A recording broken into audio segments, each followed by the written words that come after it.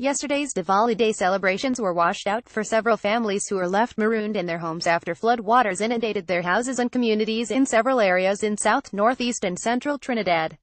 Due to persistent rainfall across the country overnight into yesterday, several major watercourses overflowed and there were also reports of landslides.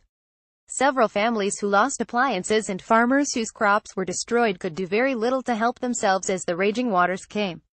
Moragatable MP Dr. Lovell Francis likened the situation in his constituency to when Tropical Storm Brett passed a few months ago, causing widespread flooding and destruction.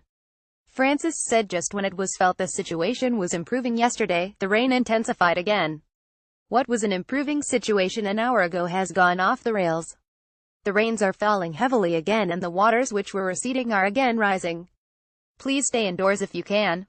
No one can enter La Roufan from the junction side. At the moment the village is cut off, Francis said in a Facebook post. He later told TT Guardian, the flooding today brings back memories of when Tropical Storm Brett struck. The winds are just not as high and there is electricity. He said for the first time in 42 years there was flooding at Morak village. Some roads are impassable. I heard of a road collapsing, he said. However, he applauded a resident who used his backhoe to clear one of the roads. It would usually have rained for Diwali, but I have never seen anything like this, said Francis. Councillor Brian Julian said several families at Sheldon Road were also affected and arrangements were being made to give mattresses and other supplies to them. Resident Savitri Julian said it was the first time the floods were so bad.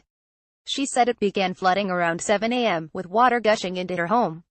It was really high. My tank break up, I lost my water pump, 2 fridges and deep freeze, my grandchildren toys wash away in the flood. What I need right now is help. On a day like Diwali Day I cannot even cook something nice and relax. I have to throw away some of my groceries, she said. Several homes at Arena Road, Freeport, which is made up mostly of Hindu residents, were also flooded out.